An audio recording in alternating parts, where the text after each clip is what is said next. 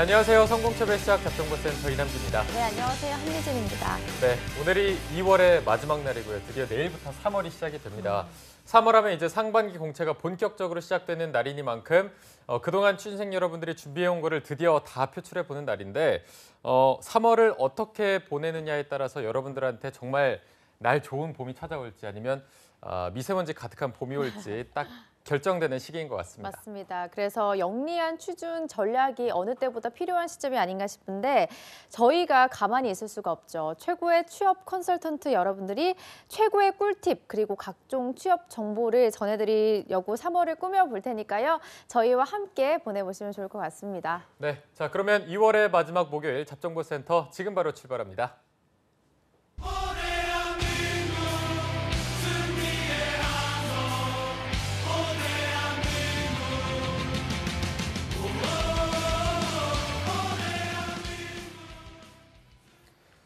네, 대한민국 모든 취준생들의 염원을 실현시키기 위해서 공채 합격을 위한 필수 가이드를 전해드리는 공채 승리를 위하여 시간입니다. 네, 오늘은 벌써 4번째 그 시간인데요. 함께해 주실 분은 FPS 컨설팅의 한정현 컨설턴트 그리고 커리어 컬리지의 이철원 컨설턴트 두 분과 함께하겠습니다. 어서 오십시오. 안녕하십니까? 네, 안녕하세요. 네, 안녕하세요. 네. 자, 오늘 두 분의 쌤들 모시고 2018년도 공기업 채용 상황은 어땠는지 한번 짚어보고 올해 2019년도 채용 전망은 어떻게 됐는지 한번 짚어보도록 하겠습니다.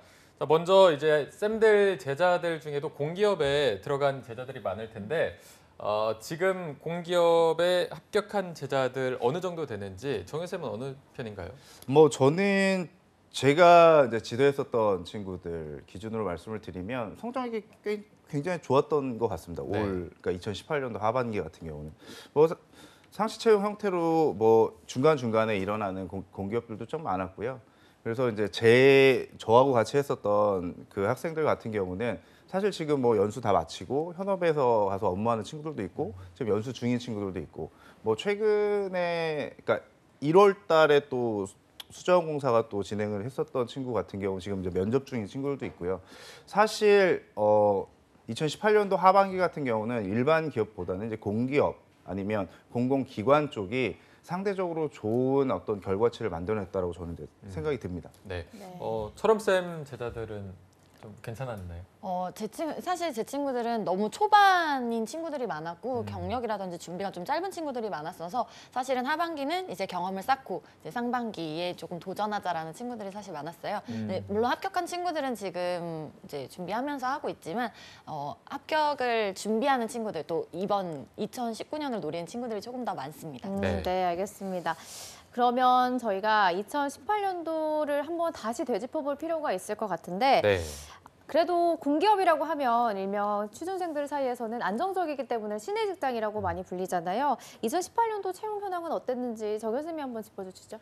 2018년도 상반기, 하반기 다 모두 통틀어서 말씀을 드리면 사실 전년도 2017년도보다는 상당히 좋았죠. 일단 그 채용의 폭도 상당히 넓어졌고 네. 사실 분위기상 이 공적 영역에서 청년 취업에 관련된 부분을 사실 팔로를 열어주려고 굉장히 많은 것들을 시도를 하고 노력도 했다라는 그런 어떤 부분 안에서 보게 되면 사실 우리 서울권에 있는 학생들 도 굉장히 좋은 그런 어떤 분위기를 탔다라고 이야기를 하지만 지방 중위권에 있는 학생들 같은 경우도 잘 준비된 친구들 같은 경우는 2018년도 상하반기, 하반기 같은 경우는 상당히 많이 좀 취업에 성공을 했다라고 하는 그런 어떤 데이터가 저 같은 경우는 상당히 많았다라고 지금 말씀을 좀 드릴 수가 있습니다. 네. 그거를 그 기준으로 이야기하게 되면 얼마 전에 또 2월 초가 되는 것 같은데요. 경제 섹션에 있는 우리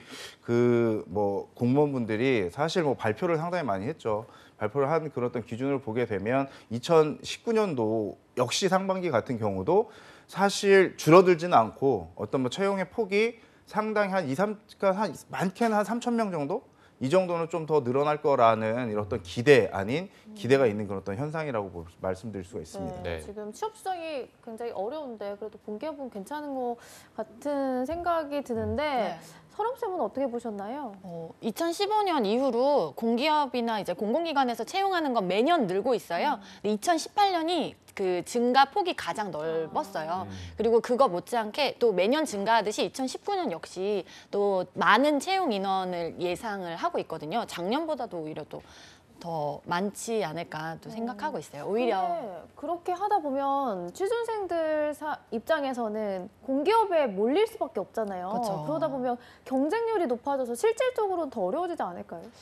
사실 이제 그 부분은 이렇게 좀 정리가 될 것 같아요. 이게 2015년도 기준으로 이제 NCS 채용이 하반기부터 이제 전반적인 기준에 다 도입이 됐는데 2017년도를 기준으로 해서 전 공공기관의 NCS 채용, 소위 말하는 블라인드 채용이라고 하는 그런 기준이 쭉 깔리면서 사실 그러면서 이제 조금 전에 우리 그 한주진 교수님께서 말씀하신 것처럼 못쏠림 현상이 있었다라고 하는 게 2017년도에 좀 발생이 됐어요. 그래서 2018년도부터 공적인 그 공동의 역할을 하는 뭐 이런 에너지 공기업 같은 경우는 같은 날, 그러니까 그 합동 채용 비슷하게 날짜를 정해서 지원을 하기 때문에 사실 쏠림 현상에 관련된 부분은 조금 더 줄어들지 않았나라는 생각이 좀 듭니다. 네.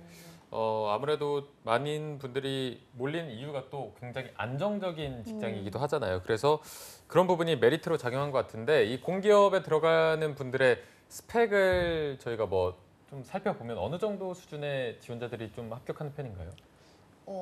합격하는 친구들은 사실은 그 KSA라고 해서 전반적으로 물론 NCS만 보는 보는 기업도 있지만 전반적인 걸 다 보는 경우도 많거든요. 그래서 NCS만 보는 기업 같은 경우는 NCS 준비를 정말 착실히 한 친구들 그리고 면접이라든지 역량평가 이런 거를 좀 준비한 친구들이 물론 합격을 하겠죠. 근데 기본적으로 스펙이라고 했을 때 뭐 토익이 세상 높거나 뭐 아니면 뭐 자격증이 빵빵하거나 이런 느낌은 아니에요. 사실 공기업은 기준이 뭐 토익도 어느 정도 이상 되면 뭐 만점 혹은 지원할 수 있음 이 정도기 때문에 우리가 생각하는 사기업의 스펙과 공기업의 스펙은 조금 다른 것 같아요. 네. 네. 정윤 쌤, 어떤 지원자들이 그러면 좀 공기업에 많이 지원을 하나요? 저는 이제 공기업은 사실 공적인 일을 수행하는 사기업 형태라고 저는 이제 생각이 드는데 네. 뭐 맞습니다. 그 기준이.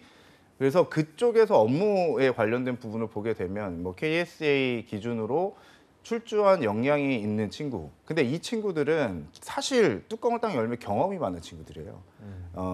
뭐 다시 도서관에 앉아가지고 공부를 열심히 하는 친구들도 있지만 사실 2017년도 이후부터 공기업에 그 입사하는 친구들에 관련된 부분 안에 들어가서 인사 담당자들한테 저 같은 경우는 이제 면접관 활동하기 때문에 여쭤보면 사실 그런 이야기를 상당히 많이 하세요. 할 법한 친구들이 입사를 하니 사실 적응도가 상당히 빠르다. 그러니까 그 빠르다라고 이야기하는 거 안에는 연령대도 상대적으로 조금 올라간 게 있어요. 그러니까 바로 졸업하고 나서 그 입사하는 친구들 비율이 상대적으로 상당히 많이 공기업 같은 경우는 줄어들었다라고 하는 게 데이터화로 좀 나와 있습니다. 네. 그게 왜 그러냐면 업무의 그 질적인 부분, 그러니까 역량평가라고 하는 것들을 한다라고 말씀드렸잖아요. 여기에 모든 것들이 걸러지는 거죠. 그러니까 필터링 단계에서 뭐 지원은 다 할 수 있는데 그 평가 기준이 상당히 디테일해졌다라고 보시면 됩니다. 네. 그래서 뭐 스펙이라고 이야기를 드리면 어학에 관련된 어떠한 뭐 자격증을 제출해라 이러한 어떤 항목들은 없어요. 근데 단 기준이 에너지 공기업이라든지 아니면 뭐 그 금융권에 관련된 소위 말하면 수출입은행에 관련된 뭐 이런 기관들 같은 경우는 어학 성적에 관련된 캡은 살짝 있어요. 근데 하지만 그게 절대적인 건 아니라는 거죠. 근데 대체적으로 입사하는 친구들을 보게 되면 어학 성적은 상당히 우수한 친구들이 상당히 많고요. 근데 점수는 없지만 사실 그러한 노력들을 했었던 친구들이 상당히 많이 입사를 한다라고 하는 것들이 데이터로 좀 나오고 있습니다. 네. 네. 맞는 것 같아요. 제가 또 보태자면 실제로 정현 선생님 말씀대로 합격자의 70%가 다들 경력직이에요. 그래서 뭐 인턴을 2년 이상 인턴이라든지 기간제 뭐 경력을 최소 어느 정도는 가지고 있거나 또 그쪽 관련된 어떤 업무를 했다거나 또 지식이 높다거나 이런 친구들이 많기 때문에 진짜 도서관에서 공부했던 친구들보다는 경험이 중요한데 사실 지원하는 친구들의 저한테 문의 주는 많은 친구들이 뭐 저는 회계사 공부 공부를 했었는데요. 전 행시했었는데요. 근데 저 너무 공백이 비어서 사기업은 지금 힘드니 공기업을 하겠습니다라는 친구들이 생각보다 꽤 많았어요. 네. 그래서 그 친구들에게는 지금 물론 NCS를 통해서 하는 것도 중요하지만 그 업무를 이해하는 것도 필요하다는 거를 조금 말씀드리고 싶습니다. 네. 그리고 공기업 얘기를 하다 보니까 공무원 준비 얘기도 한번 해보면 좋을 것 같아서 사실 철음쌤이 행밍아웃을 하셔가지고 그럼요. 행명아웃 했습니다. 제자들에게 추천을 하신다면 공기업을 추천하시는지 공무원을 준비하는 게 좋을지 아니면 뭐 공기업 준비하는 사람들은 공무원을 같이 해도 되나요? 사실 그거는 조금 다른 것 같거든요. 확실히 이제 준비해야 되는 책에 공무원 아예 시험으로 나오는 거고 공기업은 이제 취업 준비를 하는 거라 차라리 묶으려면 공무원과 공기업이 아니라 공기업과 같은 분야의 사기업을 좀 묶는 게 조금 더 나을 것 같아요. 개인적으로 제가 이제 공무원 준비를 하는 친구들의 평균 준비를 보면 한 1년 8개월 정도 되고요. 공기업은 한 8개월 정도 돼요. 그래서 일단 준비 기간 그리고 본인이 소유해야 되는 뭐 투자라든지 그 청춘의 시기 이런 거 있잖아요. 그것도 그렇고 확실히 공무원과 공기업이 분야가 비슷하다면 하는 업무나 운영 방식이 크게 다르지는 않아요. 물론 기업의 형태로 다르긴 하지만 네. 근데 연봉의 형태, 뭐 연봉은 사실 공기업이 조금 더 많은 편이고 복리 후생 20년 공무원은 20년 이상 근속하면 평생 연금이 나오기 때문에 또 나중에 그런 차후적인 부분을 봤을 때 본인의 가치관적인 선택이 아닐까 싶습니다. 네. 네. 알겠습니다. 혹시 뭐 정현 쌤은 저의 고시를 생각은 준비하셨나요? 글쎄 그 공적인 영역에 어떤 기준으로 들어가는 거잖아요. 뭐 제 사촌 동생들도 지금 공부하는 친구들도 있고 네. 사실 근데 저는 이제 이렇게 생각을 해요. 내가 이 일을 왜 해야 되느냐라고 하는 것들을 한번 물어봤으면 좋겠어요. 저도 이제 노량진에 가가지고 특강을 한번 해달라고 해서 한번 간 적이 있는데 사실 저는 굉장히 놀랐습니다. 놀랐다라고 하는 게 아직도 뭐 열심히 하는 그런 어떤 부분에 대해서 저도 이제 격려의 박수를 좀 쳐주고는 왔으나 사실 맹목적인 기준은 아닐 거라고 저는 생각을 해요. 그래서 공무원이다, 공기업이다 이런 어떠한 기준은 사실 일을 하기 위한 거거든요. 근데 공무원이라고 하는 건 사실 대민 서비스가 주예요. 그렇기 때문에 내가 그러한 업무를 수행하기 위한 기본기가 어느 정도 되어 있는지 그게 되어 있으면서 공부를 한다라고 하게 되면 아마도 뭐 1년 8개월이라고 이야기했지만 제가 뭐 지방직 공무원분들 면접관으로 가서 제가 느끼는 게 뭐냐면 제가 물어보거든요. 물어보면서 느꼈던 게 단지 시험만 봐서 그 자리에 오시면 면접에서 필터링이 돼요. 예, 그래서 공무원 같은 경우나 공기업 이게 준비하는 데 있어서 내가 일에 대한 목적성을 좀 정확히 갖고 준비했으면 좋겠다. 저도 최근에 K대죠. 뭐 K대 경제학과 그리고 토익 만점 뭐 이런 친구를 뭐 협회 기간제 채용하는 데 오셨더라고요. 그런 스펙을 가지고 계신 분이. 근데 물어봤죠. 제 기준으로 딱 봤을 때는 사실 너무나 고스펙이고 이 업무에 관련된 부분으로 어느 정도 알고 왔는지. 근데 제가 딱 물어봤을 때 그러니까 똑같습니다. 공무원, 그러니까 행시를 준비를 했었고, 근데 이 부분이 맞지 않다라고 하는 것들을 느껴서 제가 제 나름대로 일을 찾기 위해서 노력을 하고 있습니다. 그래서 저는 굉장히 그 부분에서 박수를 쳐줬어요. 사실 업무에 관련된 부분, 그러니까 배경이라든지 백그라운드는 크게다지 중요하지 않다, 자기는. 그래서 업무를 좀 알아가는데 제가 이 일을 통해 가지고 얻는 가치가 있다라고 하게 되면 그 이상의 것들은 나중에 제가 만들어갈 수 있다라고 생각이 든다라고 그런 이야기를 딱 들었어요. 이 친구는 그렇게 뽑아도 상관이 없겠다라는 생각이 들은 것처럼 뭐 어떤 게 중요하다라는 것보다 근데 사실 안정적인 거는 공기업보다는 공무원 쪽이 훨씬 더 안정적인 건 있습니다. 네. 공기업은 왜 안정적이에요? 사실 공기업은 사기업에 관련된 부분으로, 그러니까 실적에 관련된 부분을 항상, 그러니까 경영 평가라는 걸 받죠. 매년 경영 평가를 받아서 공시 기준도 하고요. 그런 것들을 통해 가지고 급여가 많은 거는 상대적으로 공기업이 많습니다. 한 30% 정도 더 많은데 그 기준 안에서 보게 되면 플러스 알파 되는 게 뭐냐면 실적 수당이에요. 예, 그건 눈에 보이지가 않는 거거든요. 근데 대다수 우리가 공기업을 준비하는 친구들은 두 마리 토끼를 다 잡고 싶어서 가는 경우가 상당히 많아요. 근데 가면 그걸 만족시켜주기 위해서는 상당한 그러한 에너지도 좀 필요하고요.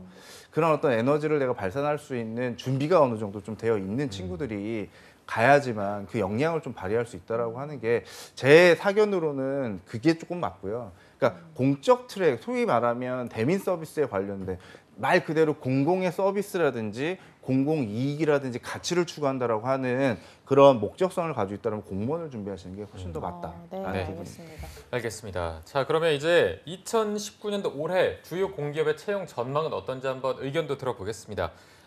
조금 희망적이라고 보시는지 아니면 여전히 좀 힘들 것이다 이렇게 보시는지 어떤 편이라고 보시나요? 사실은 채용 규모 정도로 봤을 때는 올해도 또 더 많은 폭의 채용이 열렸기 때문에 채용 규모로 봤을 때는 희망적이죠.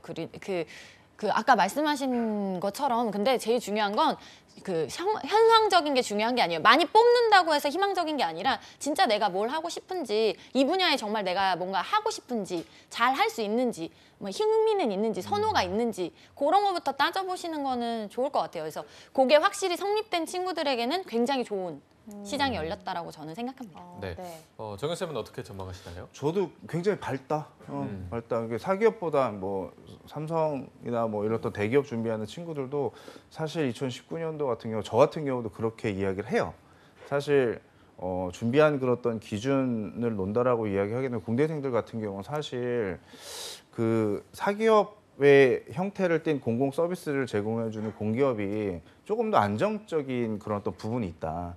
그래서 굳이 그렇게 준비한다라고 하면 투트랙으로 좀 준비를 하되 공기업 쪽이 훨씬 더 2019년도 상반기가 됐든 하반기가 됐든 사실 조금 더 문호가 많이 열릴 것이다. 그리고 지금 뭐 수자원공사 같은 경우는 지금 면접을 진행하고 있는 한 200명 정도 뽑아요. 네. 그리고 1월 달부터 이제 딱 뚜껑이 딱 열린 거거든요. 그러면 저한테 그 수업을 받았던 친구가 얼마 전에 전화 와서 저한테 선생님 뭐 면접을 가야 되는데 어떤 것들을 근데 그 친구가 지금 모 기관에서 인턴 하고 있는 친구예요. 그러니까 어떤 기준이냐면 그냥 아무것도 안 하는 친구들이 선택이 되거나 이런 경우는 거의 없는 것 같아요. 그 친구도 그 공기업을 준비하기 위해서 한 6개월, 7개월 정도 여러 뭐 문제집도 풀어보고 뭐 인턴 경험도 해보고 시장 분석도 한번 해보고 이러한 노력들을 지속적으로 했거든요. 근데 지속적으로 하니 그러니까 내가 가려고 하는 방향성이 어느 정도 보이는 거죠. 그렇게 어플라이를 하니 거기서 이제 좋은 결과가 나오는 거고 이게 저는 그 지속적으로 이렇게 선순환이 된다고 좀 봐요. 그래서 2019년도는 사실 굉장히 공기업 그러니까 공공기관 이쪽 같은 경우는 상당히 밝다 이런 부분을 말씀드릴 수가 있습니다. 네, 네. 취준생들에게는 조금 희소식이 아닐까 싶은데요. 정현 쌤이 방금 한국수자원공사에 대해서 잠깐 언급을 해주셨긴 했지만 아무래도 희망적이라고 하시다 보니까 저희가 취준생들이 주목해야 할 기업들에 대한 채용 규모에 대해서도 알아보면 좋을 것 같아서 네. 채용 규모 순으로 많은 곳부터 한번 꼽아주시면 좋을 것 같은데요. 철험 쌤이 한번 해주시죠. 네, 일단 채용 규모로 봤을 때 공기업 중에 가장 많은 직원을 채용하는 건요. 한국철도공사가 1,855명, 그리고 한전은 1,547명 정도, 그리고 이제 한국공항공사가 426명, 네. 그리고 한국수력원자력이 420명이에요. 이제 한국도로공사도 267명으로 요거는 이제 공기업이고요. 네. 공기업보다 기업적인 성격은 조금 약한데 정부의 업무를 이제 위탁해서 집행하는 준정부 기관이 있어요. 이제 그게 국민건강보험이 754명, 그리고 한국보훈복지의료공단이 이제 611명 정도. 그리고 나중에 이제 보시면 저기 이제 병원 있잖아요. 충남대학교 병원. 이쪽도 이제 좀 많이 뽑고 있거든요. 그래서 네. 여러분들이 조금 되게 많은 시장이 열렸구나라는 걸 좀 인지하시고 좀 희망적으로 준비하셨으면 좋겠습니다. 네. 네. 정현 쌤도 주목해야 할 공공기관을 좀 짚어주시죠.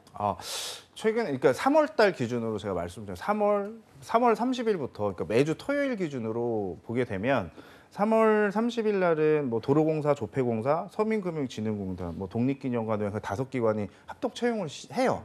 당일. 네. 그리고 13일 같은 경우 강원랜드라든지 뭐 말이 많았지만 그래서 더 많이 뽑는 것 같아요. 강원랜드, 그랜드 코리아 뭐 레저라든지 뭐 이쪽 비슷한 그 직무를 수행하는 곳이 지금 진행을 하고요. 그리고 20일 같은 경우는 뭐 재정정보원이라든지 가스공사, 한국전력거래소, 뭐 거기에 마사회, 뭐 국민건강보험 심사원 뭐 이런 어떤 6개 기관들이 또 진행을 하고 제가 말씀을 드리는 이런 어떤 기관들 같은 경우는 상반기 기준 스케줄이 지금 다 나와 있는데요. 나와 있다라고 하는 것들을 보게 되면 또 가장 중요한 게 우리가 에너지 공기업들을 굉장히 많이 준비하잖아요. 에너지 공기업 같은 경우는 제가 알기로는 향후 한 3, 4년 정도는 더 계속 지속적으로 뽑을 거예요. 그러니까 왜 뽑냐라고 하는 게 있죠. 한수원 같은 경우도 원전에 관련된 부분, 뭐 국내에서만 그렇지 원전 기술 전 세계적으로 탑이거든요. 그러니까 사실 그 엔지니어들이 그러니까 국내 시장에서 일하는 것보다 해외 시장에서 일하는 경우가 상당히 많다. 그리고 발전소 같은 경우도 많지만 발전소 같은 경우도 많고 이런 어떤 부분을 보게 되면 지속적으로 뽑는 기관이 그쪽이다. 그리고 도로공사라든지 이런 어떤 그 SOC, 그러니까 인프라 관련된 부분, 그리고 코레일 같은 경우는 많이 뽑을 수밖에 없죠. 그쵸. 지금 사실 그쵸. 왜 그렇죠? 남북이 어떤 경협이라든지 여러 가지 부분이 걸려 있기 때문에 그런 쪽. 그리고 저희가 조금 주목하고 있는 곳은 통일부 사과에 있는 밑에 있는 공적 기관들 같은 경우는 사실 굉장히 축소됐었다가 사실 올해 제가 보기에는 상당히 많이 뽑을 확률이 높아요. 그 왜 그러냐면 업무의 양이 늘어나기 때문에 사실 이런 것들을 좀 주목해야 되는 거예요. 이게 제가 보기에는 어떻게 보면 정말 트렌드가 아닐까. 그 시장을 읽는 눈이 있어야지만 사실 내가 취업에도 빨리 성공할 수 있다라는 저는 확신이 좀 듭니다. 이제 그런 것들을 좀 유념해서 보면 상반기에 만약에 열리지 않았다면 하반기에 상당히 많이 열릴 확률이 높다. 뭐 이 정도로 정리가 될 것 같습니다. 네. 저도 조금만 첨언하자면 네네. 그 정현 선생님 말씀대로 정부 공기업은 공적인 성격이 굉장히 강하고 정부 정책에 굉장히 많은 영향을 받아요. 통일의 분위기가 화랑이다 그러면 완전 통일 확 이게 올라오잖아요. 마찬가지로 지금 남북철도공사 철도 확 약간 이런 느낌이거든요. 그래서 여러분들이 시사 공부를 하는 게 공부가 아니라 내가 이걸 취업 때문에 이것까지 해야지가 아니라 세상 돌아가는 걸 보면서 이쪽의 정책이 움직이네? 그럼 공기업이 화랑이 되겠다. 이쪽도 움직이겠다라는 걸 조금 보시면 좀 더 좋을 것 같아요. 네, 좀 네. 흐름을 읽는 그런 부분이 필요할 것 같습니다. 자, 그러면 공기업 채용은 좀 어떤 절차를 통해서 이루어지는지도 알아보겠습니다. 정현 쌤, 어떤 식으로 진행이 되는 편인가요? 사실 그 공기업 같은 경우는 정형화돼 있어요. 그러니까 NCS, 그러니까 뭐 블라인드 채용에 관련된 부분, 그러니까 입사 지원서부터 사실 들어가는 항목들이 상당히 제한적인 기준으로 되어 있고요. 근데 그게 2017년도부터 꾸준히 지금 오면서 정착이 어느 정도 돼 있다라는 그런 어떤 부분. 거기에 이제 조금 더 첨언을 제가 드리면 최근에 필터링 단계에서 조금 더 주의를 하려고 하는 것들이 좀 생긴 것 같아요. 항목들이 하나씩 생긴 것 같은데 거기 인성검사가 비슷한 거 좀 성격 검사 보는 데도 있어요. 이게 이런 것들이 그 장치가 하나씩 들어가는 것 같습니다. 그래서 2017년도, 2018년도 오면서 2018년도에 안 했었던 게 2019년도 면접 전에 사실 들어가는 그 검사들 같은 경우들이 많이 좀 들어갔다. 거기에 이제 면접에 관련된 부분은 1차 면접, 2차 면접, 어떤 데는 3차 면접까지도 봅니다. 이게 조금 더 검증 단계가 조금 강화됐다. 그러니까 그 이유는 아주 그냥 명확합니다. 그러니까 한 번 인재를 잘못 뽑게 되면, 그러니까 우리가 그냥 인사하는 사람들이 그냥 쉽게 이야기하는 거 기준으로 이야기하게 되면 50억 정도 되는 인재에 관련된 투자를 잘못했다라는 생각을 하거든요. 네. 그럼 그만큼 공기업 같은 경우 특히 더 심하겠죠. 그러니까 소수의 인력이 사실 상당한 퍼포먼스를 내야 되는 그런 어떤 구조기 때문에, 그리고 그 구조상 관리에 관련된 부분을 상당히 중요하게 생각을 하기 때문에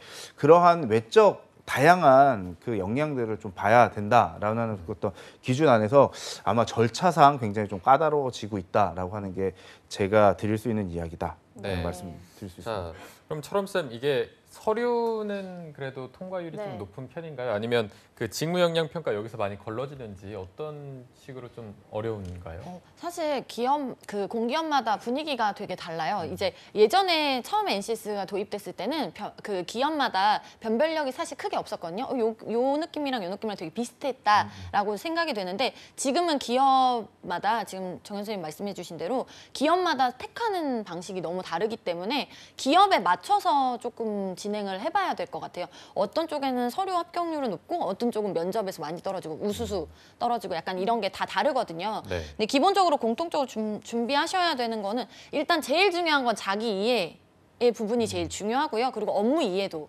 는 당연히 중요하고요. 기본적으로 프로세스를 아예 모르는 친구들이 있을 수 있어서 서류하고 나서 뭐 직무 역량 평가, 뭐 혹은 전공 시험이나 뭐 아니면 이제 NCS 시험이나 뭐 인성 시험이나 이런 걸 간단히 거치고 이제 블라인드 면접 그리고 또 추가 면접을 하기도 하거든요. 인성이나 임원 면접도 있고 뭐 팀플이나 PT 면접도 하기도 해요. 그래서 그런 거는 기업에 맞춰서 다 다르게 진행이 된다라고 좀 보시면 좋을 것 같아요. 네. 제가 조금 첨언을 드리면 네. 2017년도에는 제가 하면서 PT 면접 보는 데를 그렇게 많이 못 봤어요. 공기업. 근데 2018년도 들어오면서 웬만한 공기업이 다 PT 면접을 보는 거예요. 이게 이제 PT인데 PT인 것처럼 보이는데 상황 면접이야. 그러니까 이런 것들이 사실 기법들이 상당히 다양해졌다라는 게 아마 2019년도도 아마 그런 어떤 방향성대로 가지 않을까라는 생각이 좀 듭니다. 네. 네. 그리고 뭐 지금 얘기하고 있지만 블라인드 채용 얘기를 조금 더 심도 있게 다뤄보자면 네. 이게 블라인드 채용이 확대되면서 서류 전형이 거의 검토 수준이라고 말들이 나오고 있어서 실제로 좀 어떤 편인가요? 그 검토라는 기준은 사실 그 아까 말씀드렸듯이 뭐 어학이라든지 뭐 기타 자격증이라든지 이런 부분이나 뭐 다른 건 좀 축소가 조금 됐다고 저도 보거든요. 근데 이제 기본적으로 그런 스펙보다도 그런 면접이나 아니면 시험 쪽이 훨씬 더 강화된 거거든요. 그래서 그런 다른 부분을 조금 더 집중해서 준비하시는 게 서류를 채우는 게 중요한 게 아니라 이거를 실제로 어떻게 면접에서 쓰거나 어떻게 시험 준비를 하는지를 조금 집중하시는 게 좋을 것 같아요. 네, 그럼 네. 정현 쌤도 블라인드 채용을 어떻게 바라보고 계시는지도 들어볼게요. 사실 블라인드 하는데 사실 이러한 채용 형태는 어떤 공정성 관련된 부분으로 상당히 좀 저는 앞으로 더 많이 이렇게 확대돼야 된다라고 생각하는 사람 중에 하나입니다. 근데 안에서 인사하는 사람들 입장에서는 그렇게 되게 되면 검증해야 될 게 더 많다 이런 이야기를 하시거든요. 그러니까 정말 이게 블라인드 채용이라고 하는 이 기준 안에서 보게 되면 취준생들 입장에서 보게 되면 더 난해하고 어렵다라는 이야기들 상당히 많이 합니다. 그러니까 왜 그러냐면 제가 보기에는 그런 것 같아요. 그러니까 내가 뚜렷이 뭘 하고 싶다라고 하는 생각이 별로 없기 때문에 그런 것 같은데 블라인드 채용은 앞으로 아마 공기업이라든지 사기업들도 굉장히 많이 도입을 하고 있는 그런 어떤 기준이기 때문에 우리 취준생들이 사실 스펙보다는 다양한 경험치에 관련된 부분을 많이 검증을 할 거예요. 그 기준 안에서. 그리고 서류 아까 잠깐 말씀드렸는데 서류 같은 경우는 뭐 검증이라든지 이런 어떤 부분 안 한다. 제가 알기로는 서류평가위원으로 들어가게 되면 상당히 꼼꼼히 봅니다. 꼼꼼히 보는데 보는 항목들이 있어요. 거기에 들어가 있는 그 역량 키워드들이라고 하는 것들을 좀 검증을 디테일하게 하기 때문에 사실 안 하는 건 아니고 사실 우리 지원자들이 그만큼 많이 준비가 돼 있는 거죠. 그렇기 때문에 필터링 단계에서 굳이 뭐 면접 와서 좋은 인재를 많이 보면 되니까 그러한 기준으로 조금 트렌드가 바뀌어가지 않고 있나라는 생각이 좀 듭니다. 네.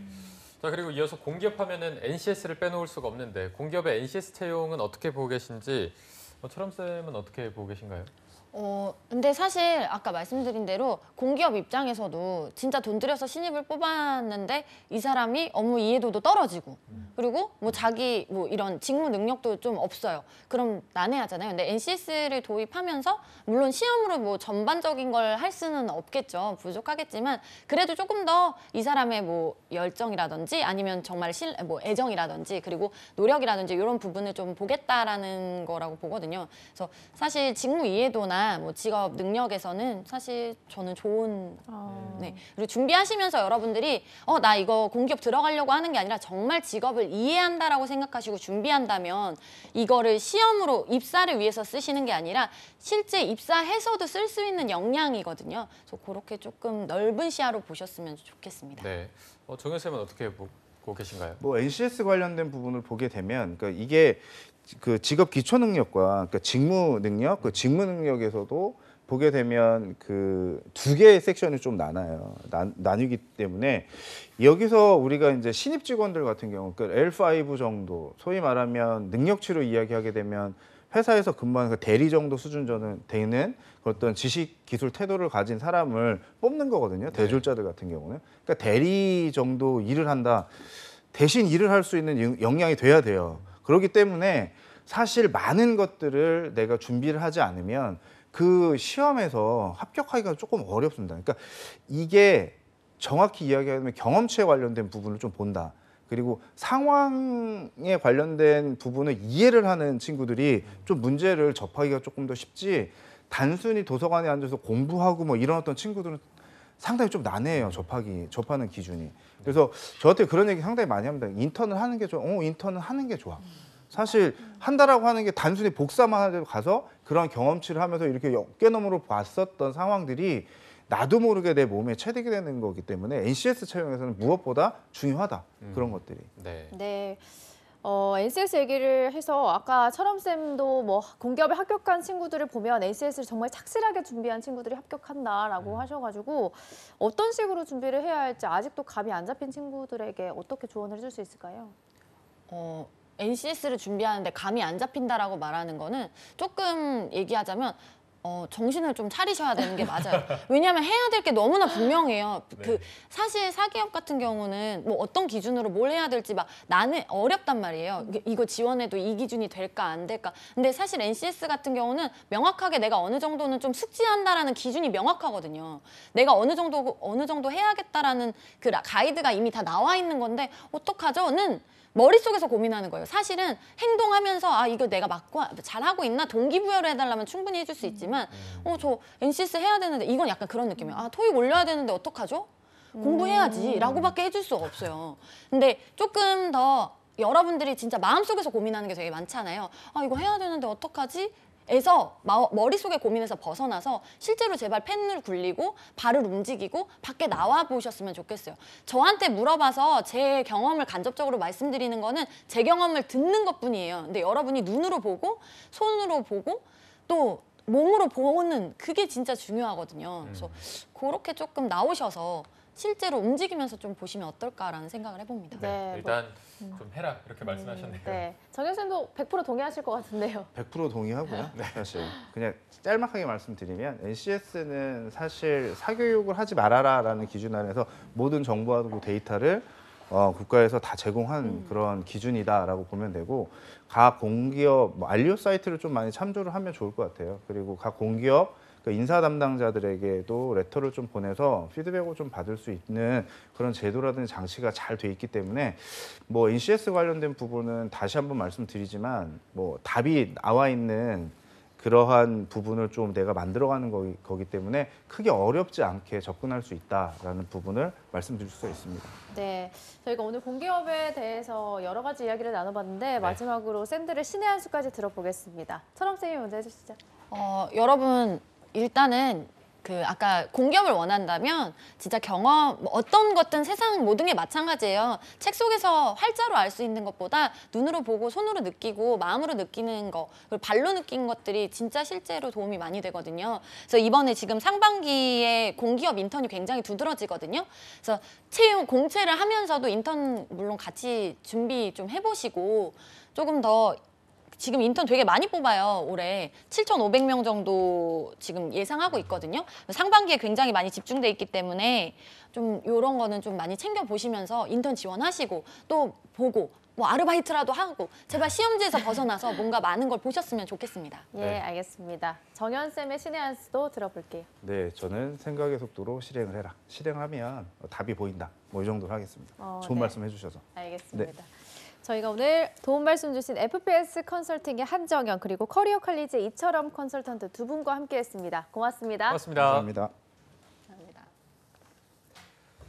네, 잡정보센터 1부는 여기서 마무리해보도록 하고요. 잠시 후 2부에서는요. 일자리 방방곡곡이 준비되어 있고요. 네, 그리고 세계 시장에서 더 유명한 자랑스러운 대한민국의 강소기업들의 채용 정보를 알아보는 시간 히든 챔피언스 리그도 준비되어 있습니다. 네, 저희는 잠시 후에 뵙겠습니다. 채널 고정.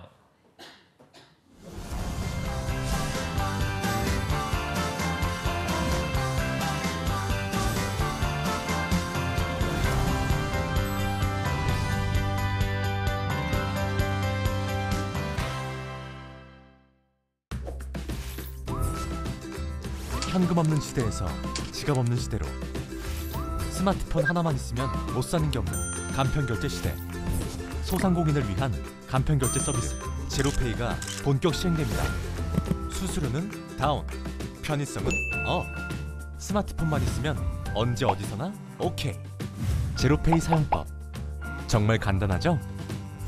다양한 공공민간 상품권을 제로페이 포인트로 적립하여 사용 가능하며 사용대금 40% 소득공제 등 다양한 혜택이 주어집니다. 누구나 쉽고 편리하게 사용할 수 있는 제로페이. 서민 지갑은 두툼하게, 결제는 간편하게. 구매자와 판매자가 만드는 상생의 혁신 제로페이. 대한민국 경제를 살립니다.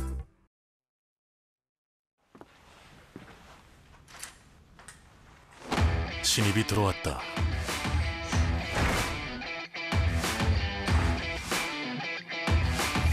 궁금하다. 기대된다. 결국 해냈다.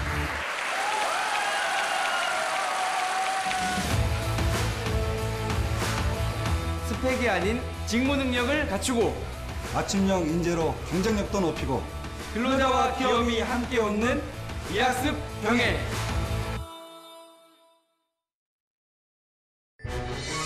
어머머 대박. 최영희 소식 들었어? 취직했다는 소문은 들었는데 독립할 자금도 모았대. 백수 아니었어?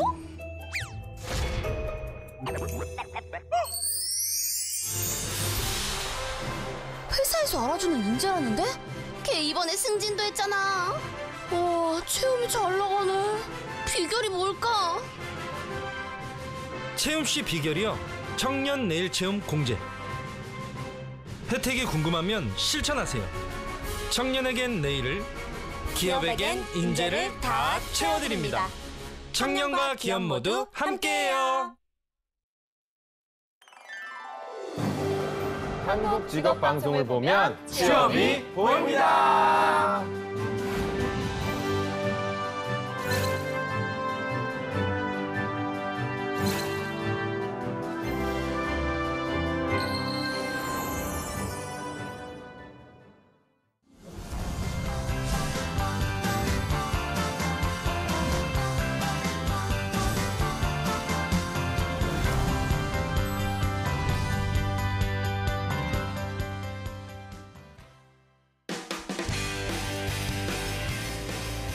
네, 성공첩의 시작 접종고센터 2부의 문을 활짝 열어봤습니다. 저희가 2부에서는요, 전국 각지의 생생한 채용 소식을 발빠르게 만나보는 일자리 방방곡곡이 준비되어 있고요. 네, 그리고 세계 속의 자랑스러운 대한민국의 강소기업들을 만나보는 시간, 히든 챔피언스 리그도 준비되어 있는데요. 먼저 일자리 방방곡곡부터 바로 만나보시죠.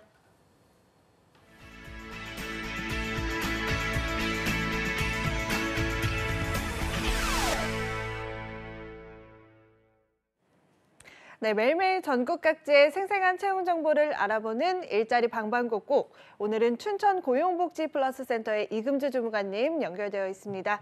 주무관님 안녕하세요. 안녕하세요. 춘천고용복지플러스센터 이금주입니다. 네, 주무관님 오늘은 어떤 소식 가지고 오셨나요? 네, 이번 주 소개해드릴 구인사업장은 춘천시 청소년 문화의 집입니다. 춘천시 중림동에 소재하고 있으며 회계사무원 1명을 채용합니다.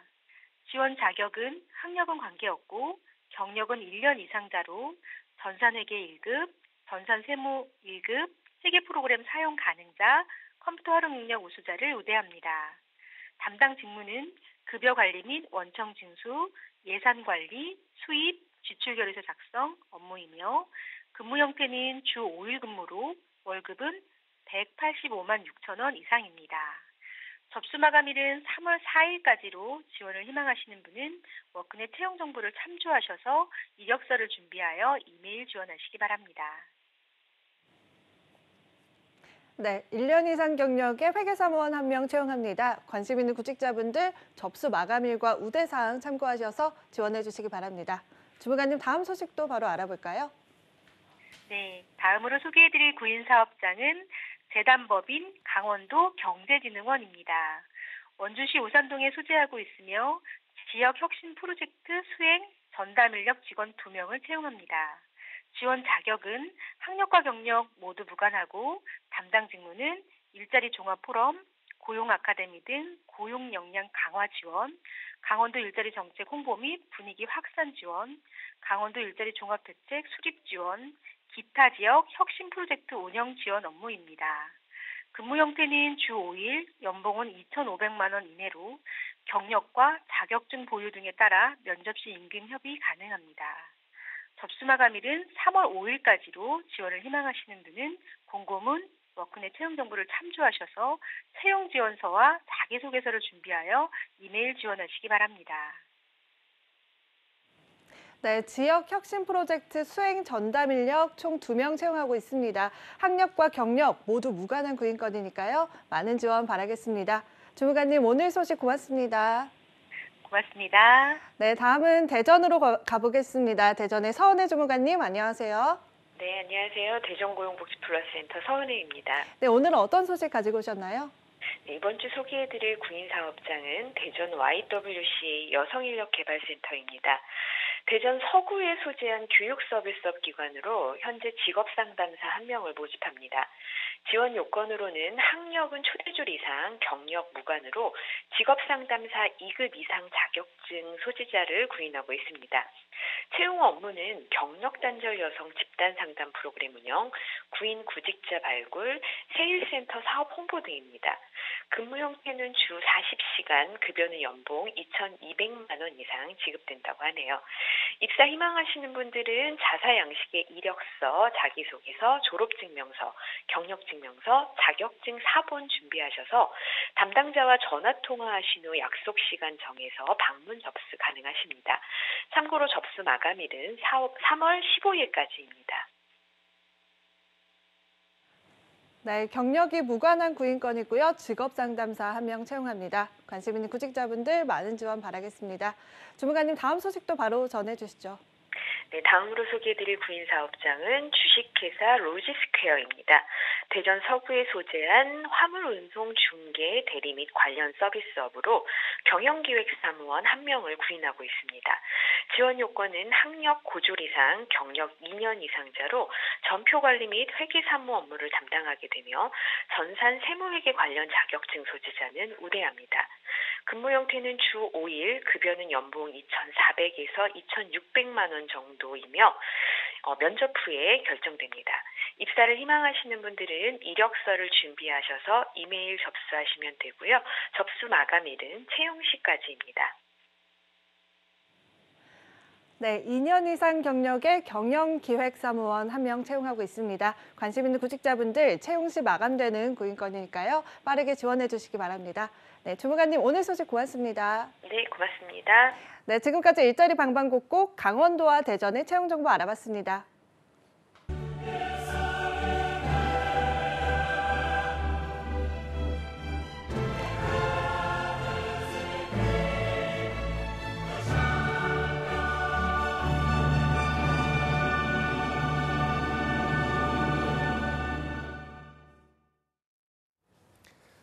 네, 해외에서 더 유명하고요. 대기업의 성장률보다 더 높은 성장률을 가지고 있고 회사와 내가 함께 커나갈 수 있는 강소기업들의 채용 정보를 알아보는 히든 챔피언스 리그 시간입니다. 네, 오늘 도움 말씀 주실 분은 취업 포털 커리어의 권찬수 컨설턴트와 함께합니다.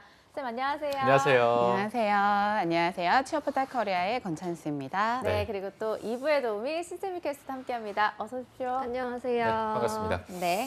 찬수 쌤 옷이 저랑 커플룩이네요. 또 봄을 맞아서 초록색 옷을 입고 오셨는데 이렇게 마음이 통했네요. 네. 올해 따로 뭐 봄 계획이나 이런 거 있으신가요?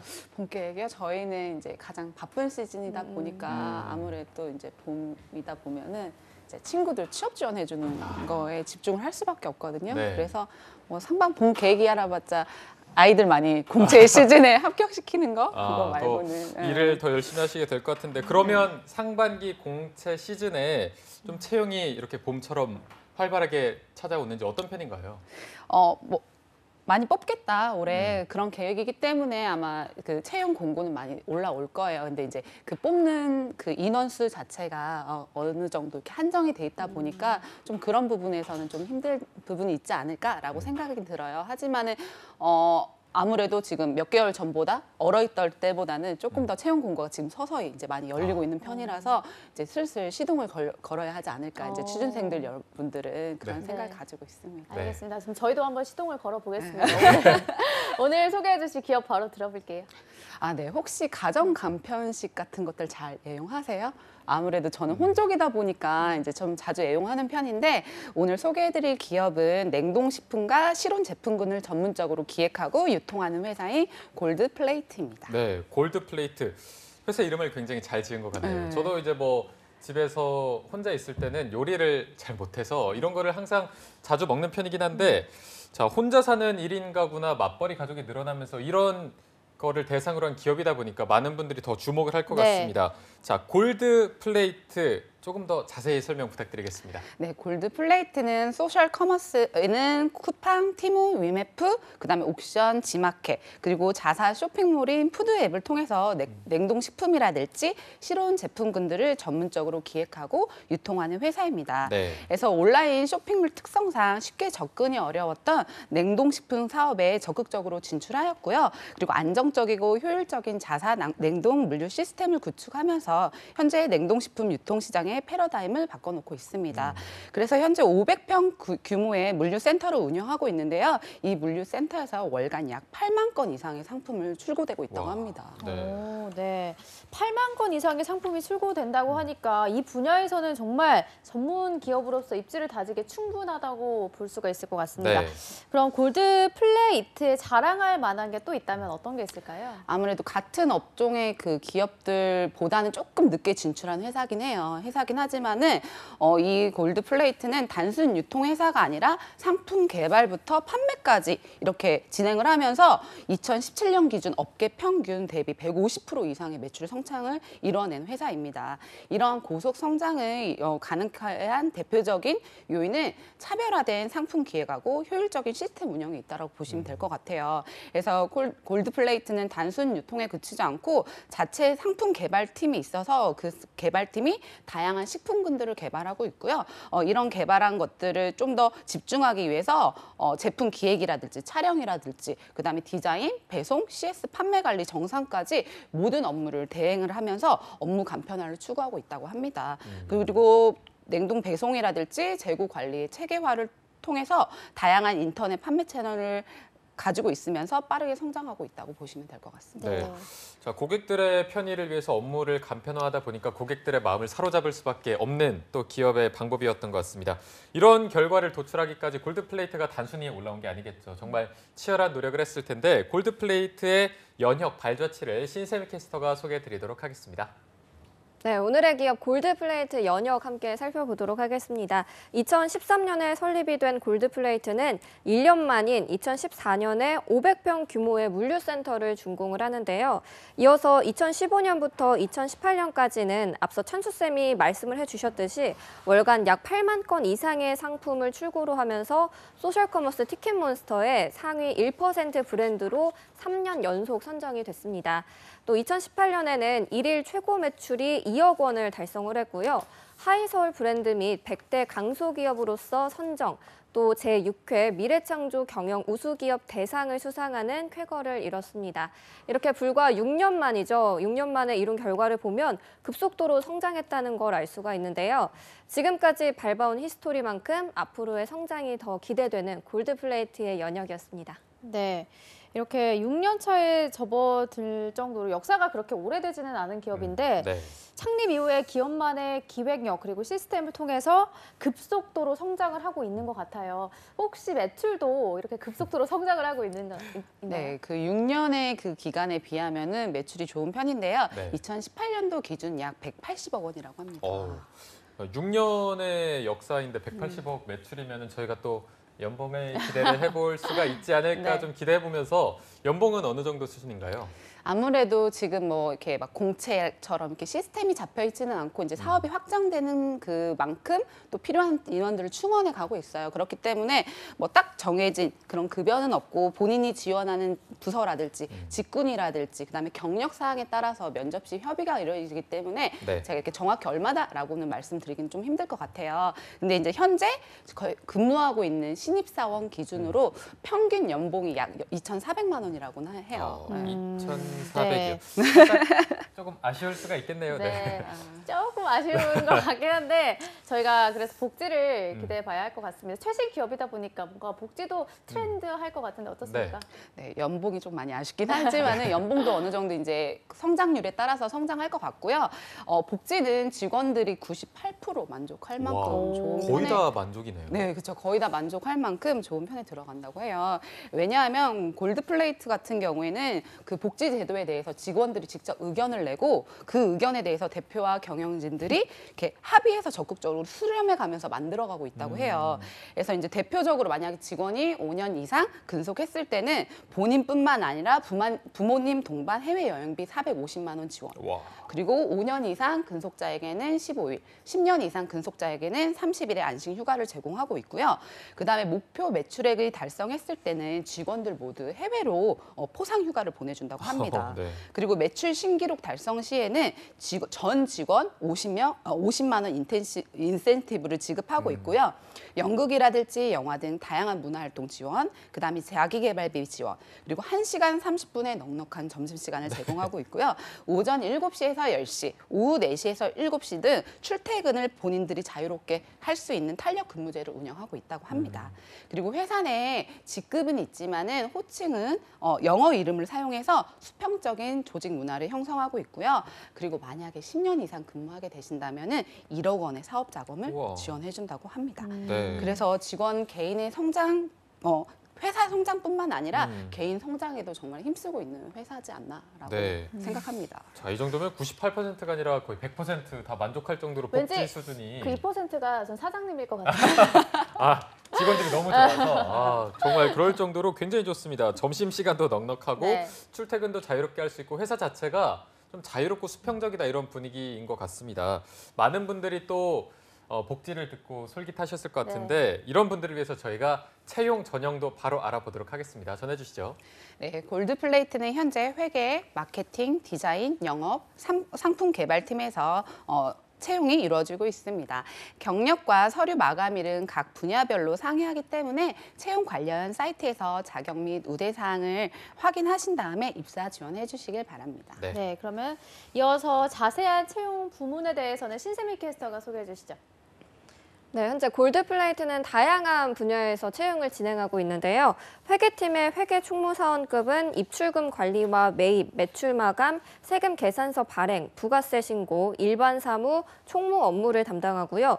대졸 이상자와 경력 1년 이상자, 또 더존 스마트 A 자체 기장 경험자들이 지원할 수 있습니다. 그리고 마케팅팀의 온라인 홍보 담당인데요. 마케팅 온라인 홍보 직무는 블로그 마케팅 및 운영, 그리고 SNS 관리, 포스팅, 온라인 홍보 업무를 담당하고요. 대졸 이상자와 경력 2년 이상자가 지원할 수 있고 광고 노출의 기본적인 개념을 가지고 있고 또 자사 쇼핑몰 운영 경험자, 엑셀 능숙자, 포토샵 사용 가능자, 메이크샵 사용 가능자를 우대하고 있습니다.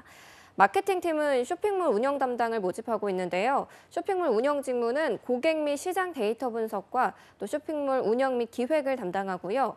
초대졸 이상과 경력 1년 이상이 지원할 수 있으며 온라인 홍보 담당과 마찬가지로 자사 쇼핑몰 운영 경험자와 엑셀 능숙자, 포토샵이나 메이크샵 사용 경험자를 우대하고 있습니다.